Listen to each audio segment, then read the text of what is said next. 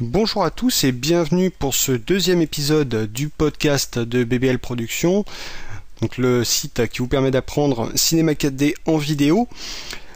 Tout d'abord, je voudrais remercier les personnes qui ont laissé des petits messages d'encouragement, que ce soit sur YouTube, sur frenchcinema4d.fr ou bien sur mon blog. Donc des petits messages d'encouragement qui font toujours plaisir et qui donnent envie de continuer ce podcast. Donc j'espère que ce podcast, ce deuxième épisode, sera à la hauteur également. Au sommaire de ce numéro, alors bien entendu les derniers tutos sur tuto.com, l'état d'avancement également de mon livre dédié à Cinéma 4D, un petit mot aussi sur le forum French Cinema 4D bien entendu, avec une petite surprise d'ailleurs qui nous a tous fait bien plaisir. La petite astuce du jour également. Et enfin, un mini tuto. Et là, je vous réserve une bonne surprise. Donc on va commencer tout de suite avec les tutos sur tuto.com. Alors, sur tuto.com, donc tout d'abord, ce premier tuto dans lequel je vous montre comment importer proprement un personnage de DAZ Studio dans Cinema 4D, donc en utilisant le format OBJ notamment avec le plugin Riptide, donc qui est un excellent plugin. Donc voilà, nous allons voir dans ce tuto notamment les personnages de type sur la base de Genesis, les différents morphes. Ensuite on va créer nos textures, poser le personnage. On va ensuite exporter ce perso et l'importer dans Cinema 4D et on va le nettoyer de manière à ensuite effectuer un rendu propre. Deuxième tuto qui a pas mal plu aussi sur tuto.com, donc c'est cet effet de texte qui se consume. Donc voilà ce que ça donne à peu de choses près, ou même pas à peu de choses près d'ailleurs.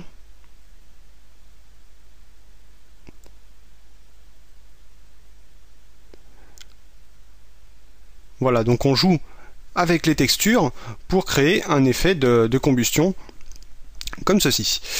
Et enfin, donc le dernier qui est sorti, c'est avant-hier. Donc c'est un exercice assez basique, donc plutôt destiné aux débutants. Un petit exercice de modélisation. Donc on va, comme vous pouvez le voir, modéliser un Angry Bird. Donc avec des outils de base de modélisation qui sont les extrusions notamment.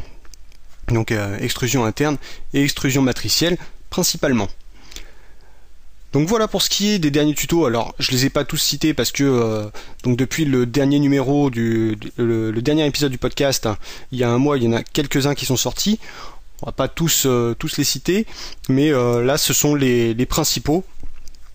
Donc ceux qui sont vraiment à mon sens les plus intéressants. Mais il y a quand même pas mal de choses supplémentaires à découvrir. Alors en marge de ces tutos, j'ai également terminé enfin le premier épisode de mon livre dédié à Cinema 4D, donc le premier tome. Donc c'est un tome qui est dédié principalement aux débutants, donc dans lequel on aborde les fondamentaux, donc la découverte de l'interface, les bases de la modélisation, comment poser une lampe, créer un matériau. On va également voir comment démarrer une animation, faire un rendu, et bien entendu, on va faire un petit atelier pratique pour mettre tout ceci en situation. Donc on a ici un document PDF de 83 pages. Et donc, comme je l'avais annoncé précédemment, donc il y a d'autres tomes qui vont suivre. Et ces autres tomes seront donc thématiques. Donc on en trouvera dédié à la modélisation sur tel ou tel domaine. On en trouvera également sur l'éclairage, que ce soit en ray tracing ou en illumination globale, etc. Donc je prévois une sortie semestrielle. Alors avec un peu de chance, si ça va un petit peu plus facilement que le premier ouvrage, peut-être tabler sur 3 numéros par an. Donc voilà, ce premier tome, donc, qui est proposé à tout petit prix. Du côté du forum, on a tout d'abord une petite chose qui nous a fait bien plaisir. Là, je pense pouvoir parler au nom de tout le monde pour souhaiter à nouveau la bienvenue à Gengis Khan. Donc notre David qui a été victime d'un petit accident de moto. Alors, quand je dis petit, c'est une façon de parler, bien entendu. Toujours est-il qu'après plusieurs mois d'absence, il est de retour parmi nous. Et donc au nom de toute la communauté, je lui souhaite à nouveau la bienvenue sur le forum et également un prompt rétablissement. Au niveau des whips, donc les whips qui font mal, je sais que vous avez apprécié celui de Newcam avec la Porsche rendue sur Octane Render. Eh bien sachez que Newcam remet le couvert, mais il n'est pas seul. Donc il remet le couvert avec ses Arvonk pour nous faire une petite corrida. Donc voici le taureau. Donc ça s'annonce une nouvelle fois très très fort, avec un niveau de détail carrément hallucinant. Donc ici avec la poussière sur les pneus, c'est vraiment un truc on peut dire un truc de fou. Voilà, donc avec une très belle modélisation de César. Là, il y a à mon avis quelque chose à suivre. Ça promet très très fort. Le deuxième whip que j'ai vu, et là qui s'est arrêté il y a quelques temps, c'est un whip de Nico. Alors Nico, on connaît la qualité de son travail, c'est pas la première fois qu'il nous étonne. Et donc là, un whip sur le thème de la musique, et le résultat est absolument splendide. Donc un travail sur les textures qui est fabuleux, donc avec beaucoup d'éléments, une modélisation relativement simple, mais vraiment le gros du boulot est, je pense, sur les textures. Et là, comme dirait l'autre, ça envoie du lourd. Voilà. Donc le titre du whip, c'est « As-tu fait ce que font les païens au calendre de janvier ?» Donc il y a de très très belles réalisations. Franchement, ça vaut le coup d'œil, hein. Donc ça, c'est quelque chose à ne pas rater. Donc voilà pour ce qui est du petit tour sur le forum. On va maintenant passer à Cinéma 4D. Et on va voir la petite astuce du jour. Alors la petite astuce du jour, eh bien, c'est une façon de remplacer la fonction... Je vais y arriver, hein. Excusez-moi, je suis un petit peu fatigué ces temps-ci. Donc une façon de remplacer la fonction transférée. Donc la fonction transférée que l'on trouve dans Outils, réorganiser les objets, transférer. Et donc cette fonction transférer, à la base, sert à transférer un objet vers l'emplacement d'un autre. Et bien personnellement, j'utilise une autre méthode qui se trouve dans le menu personnage, commande, réinitialiser PSR. Donc cette commande, je l'ai glissée ici dans mon interface. Et en fait, comment ça se passe? Eh bien, c'est très très simple. Lorsque je crée un objet comme ceci, qui est placé à un endroit X ou Y de ma modélisation, je vais créer un second objet comme ceci, sur lequel je travaille. Et si je souhaite transférer cet objet sur le premier, eh bien, je vais mettre mon objet enfant de l'objet destination et je clique simplement sur PS, réinitialiser PSR. Et donc voilà ma sphère qui se retrouve exactement à l'emplacement de mon cube. Alors bien entendu, elle va en prendre l'orientation, etc. s'il y a besoin. Donc voilà, c'est la petite astuce qui me fait gagner pas mal de temps. Je ne sais pas pourquoi j'utilise pas la commande transférer. Toujours est-il que cette méthode me convient vraiment, vraiment très bien. Voilà pour l'astuce. Et donc, on va maintenant passer au mini tuto. Et là, comme promis, je vous réserve une petite surprise, puisqu'on va parler d'intro. Alors certains diront, il l'a fait. Bah oui, je l'ai fait parce que c'est le bon mot en ce moment sur le forum FrenchCinema4D.fr. Donc la mode est aux intros. Alors qu'est-ce qu'une intro? Eh bien basiquement, une intro, c'est un effet de texte. Un effet de texte quel qu'il soit, très utilisé par les gamers pour mettre en avant leurs exploits vidéoludiques. Donc ces gamers créent une intro et ces intros, eh bien, pour les réaliser, ils utilisent des tutos sur YouTube. Voilà.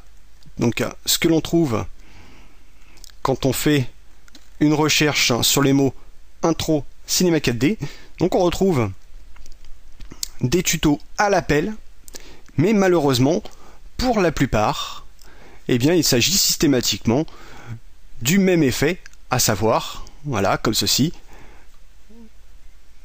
ou comme ceci. Donc une intro, voilà, sur un texte qui se brise. Donc, je vous la repasse, voilà, c'est très bref. Donc systématiquement, voilà, c'est cet effet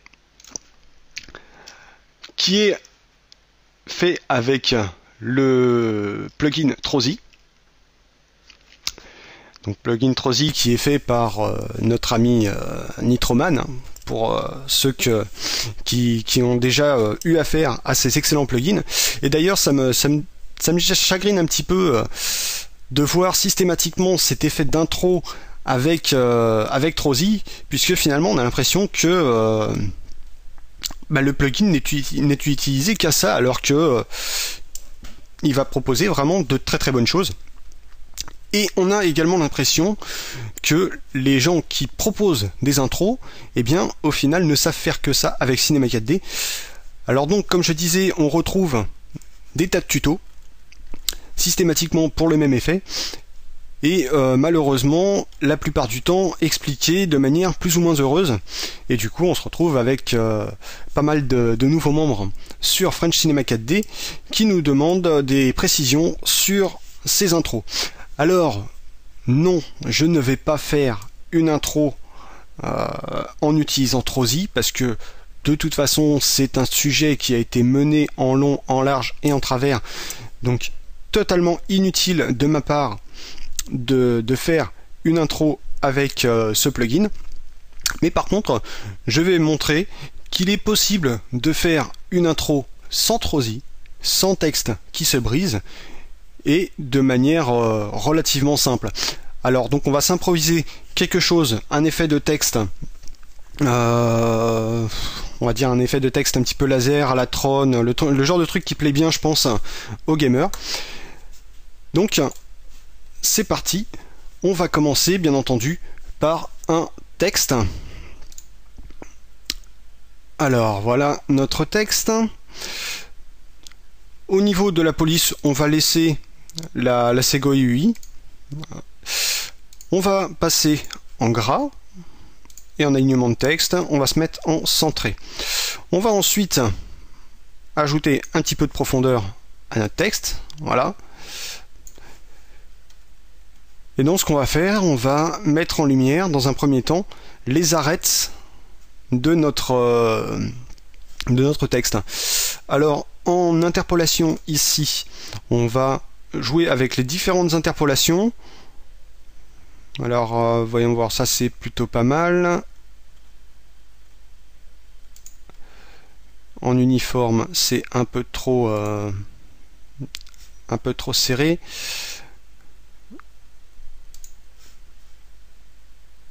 Donc oui, on va rester en uniforme, par contre on va diminuer. Voilà, comme ceci. Le nombre de... Oh, et puis non, tiens. On va rester en adaptative. Voilà, on va laisser comme ça.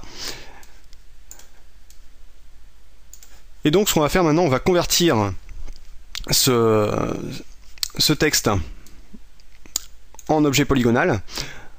Alors si on utilise simplement la commande C, on va devoir faire plusieurs conversions successives. Allez, on va le faire, ça mange pas de pain. Je suis quelqu'un de feignant un petit peu habituellement. Mais bon, donc on va appuyer une première fois sur C. Voilà.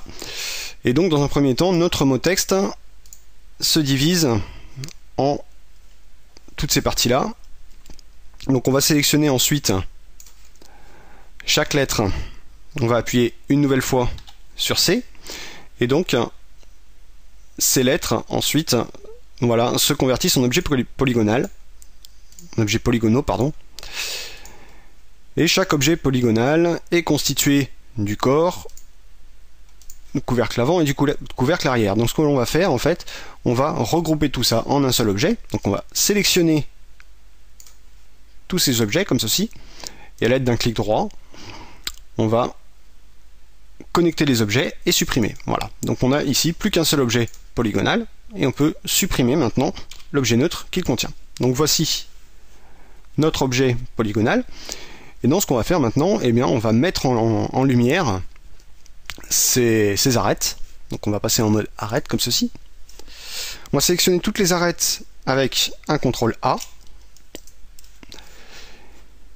Et on va aller ensuite dans maillage, commande, et on va convertir les arêtes en spline. Voilà. Donc là, j'ai maintenant une spline qui regroupe toutes les arêtes de mon texte. Cette spline, on va la combiner avec une spline circulaire pour créer une extrusion contrôlée NURBS. Donc je vais tout d'abord prendre mon cercle comme ceci, on va lui mettre un petit rayon. Voilà. Et on va aller chercher donc une extrusion contrôlée NURBS où on va glisser notre cercle et notre spline. Donc voilà notre texte. Et cet objet texte, on va l'illuminer. Hop.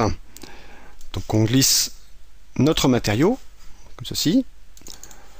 On double-clique pour créer un nouveau matériau. Excusez-moi. Et ensuite, on va décocher la couleur et activer la luminescence. Et là, on va lui mettre un bleu électrique à la trône.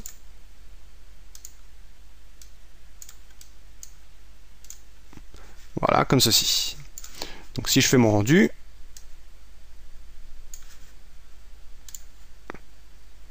alors on va juste masquer, voilà, le texte original. Donc voilà mon texte avec ses arêtes lumineuses.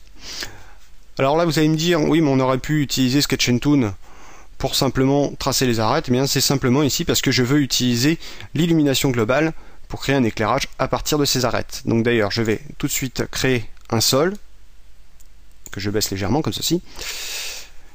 Je vais ensuite dans le paramètre illumination ici de mon matériau et je vais régler l'intensité à 200%.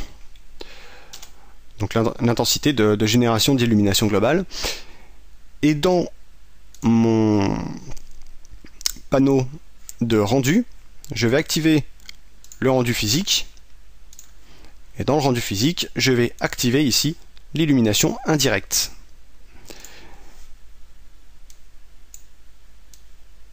Là, je vais passer en mode 4 vues ici pour faire un rendu de taille un petit peu plus petite. Voilà.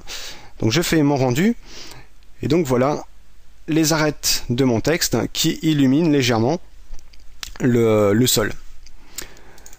Alors on va animer tout ça maintenant. Donc on a une première partie de notre animation qui fait 90 images. Donc je vais sélectionner ici mon extrusion contrôlée NURBS et je vais jouer sur le paramètre croissance. Voilà. Donc je vais animer dans un premier temps ce paramètre croissance. Donc on va mettre une croissance à 0 à l'image 0 et on va insérer une image clé sur notre paramètre croissance. Donc là, pour insérer une image clé sur ce paramètre, je fais un contrôle-clic sur le petit cercle. Il se transforme en petit point rouge, donc ce qui indique que mon image clé est présente. Je vais maintenant prendre mon curseur et aller à la fin de mon animation, et je vais repasser cette croissance à 100%. Voilà. Et à nouveau, je fais un contrôle-clic pour créer une image clé. Je contrôle avec la lecture, voilà mon texte donc, qui se construit. Et donc on va faire une deuxième partie d'animation où on va faire apparaître de la lumière générale sur notre ensemble. Donc on va passer notre animation déjà à 180 images, donc ce qui nous fera du 6 secondes, et on va tirer la petite réglette ici pour travailler non pas sur un extrait mais sur la totalité de l'animation. Donc ce que je vais faire, c'est insérer un ciel, et sur ce ciel je vais mettre un matériau HDRI. Donc pour ça je vais dans ma médiathèque,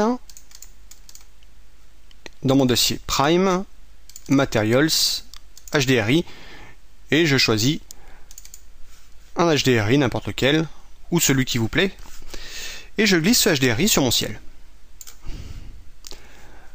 Alors là maintenant, si j'effectue mon rendu, alors on va faire un petit peu plus petit, voilà. Voici ce que j'obtiens. Or, ce que je souhaite, eh bien, c'est que ma lumière s'allume progressivement. Donc je vais faire allumer ma lumière à partir de l'image 80. Donc cette lumière à l'image 80, elle est totalement éteinte. Donc je vais dans mon paramètre, dans mon canal luminescence ici, je vais mettre l'intensité à 0. Donc ça va régler la couleur de luminescence. Alors on pourrait tout aussi bien mettre du noir. Alors pourquoi on met à 0? Eh bien c'est tout simplement parce que ici, on va également mettre l'intensité à 0. Si je laisse du blanc, voici ce que j'obtiens. Donc je mets du noir. Donc une nouvelle fois, je vais mettre une image clé sur ce paramètre, comme ceci. Et ensuite je vais aller par exemple à l'image... Bon allez, on va aller à la fin, 180. Et on va passer ce paramètre à 100%. Et on va mettre une nouvelle image clé. Donc là, si je fais un petit aperçu animé de mon matériau, alors je ne sais pas si on va le voir ici, si voilà, on voit notre matériau qui s'illumine. Voilà. Et donc, petit à petit, on va avoir de la lumière qui va arriver sur notre matériau. Alors je vais supprimer l'aperçu animé, voilà, comme ceci. Donc si je me mets à mon image 64, en toute logique, on a la lumière éteinte. Voici ce qu'on obtient. Si je me mets à l'image, par exemple ici 135,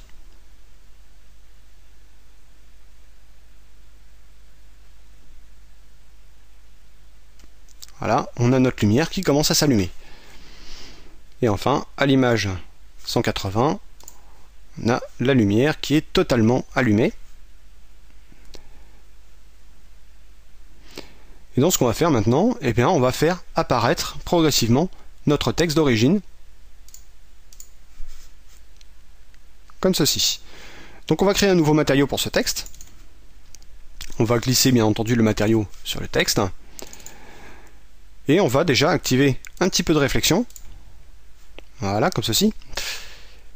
Et ensuite, ce texte, on souhaite le faire apparaître progressivement, à peu près en même temps que la lumière. Alors je sais pas encore ce que ça va donner, hein. Donc ici, à partir de l'image 80, donc là où notre lumière commence à apparaître, on souhaite commencer à faire apparaître notre matériau. Donc on va également utiliser l'alpha pour faire apparaître notre matériau progressivement. Et en texture, on va simplement utiliser ici une couleur. Donc cette couleur, on va la passer tout d'abord en noir, ce qui va donner ici un matériau totalement invisible. Et donc, on va ici mettre une image clé sur la couleur. Ensuite, on va à l'image 180 et on va passer à du blanc. Et on va également animer ce canal, enfin on va également mettre une image clé sur ce paramètre couleur à nouveau. Donc on fait un aperçu animé une nouvelle fois et on va voir notre matériau, voilà, qui apparaît petit à petit. On supprime l'aperçu animé et on va contrôler donc à l'image par exemple 73.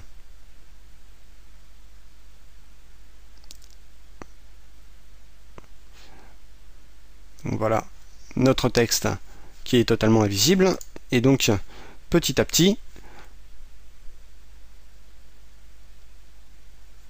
voilà, on commence à noter une certaine opacité.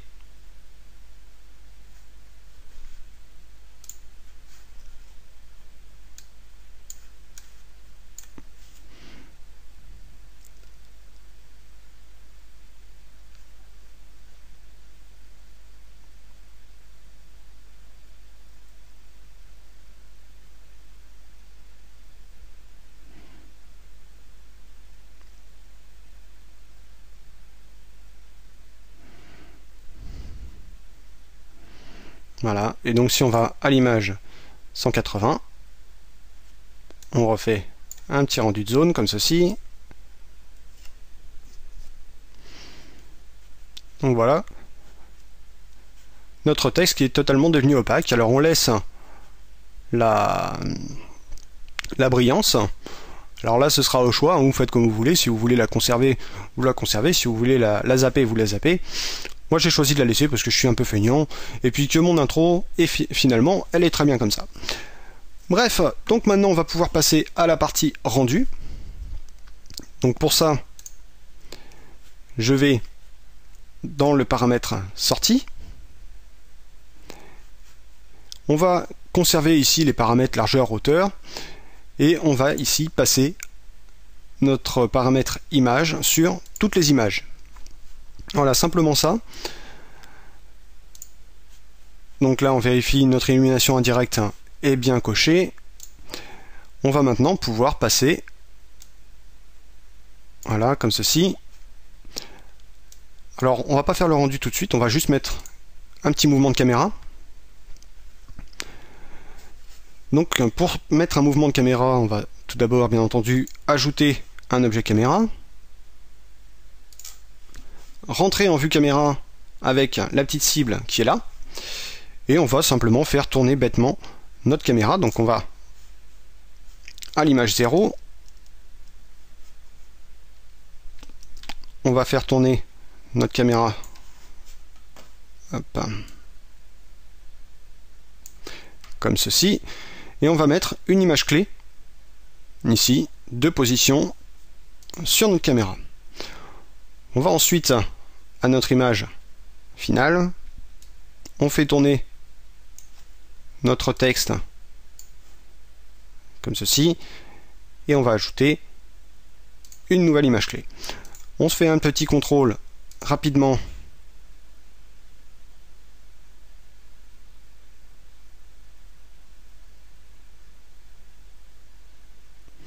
Alors on s'aperçoit ici que notre texte déborde un petit peu du cadre. Donc on va revenir sur la première image, on va faire un léger zoom arrière, ceci, et modifier l'image clé. On contrôle une nouvelle fois, voilà.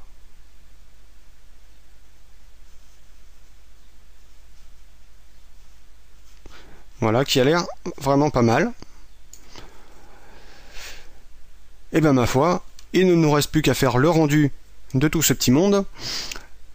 Donc on va cliquer simplement sur le bouton rendu. On clique ici sur oui.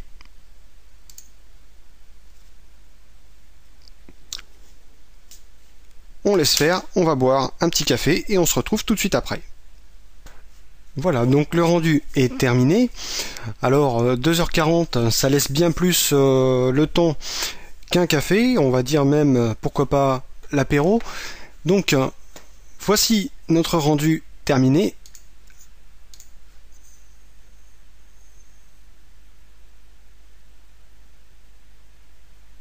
Voilà, donc ça change quand même un petit peu des boules de billard luminescentes et autres textes qui se brisent.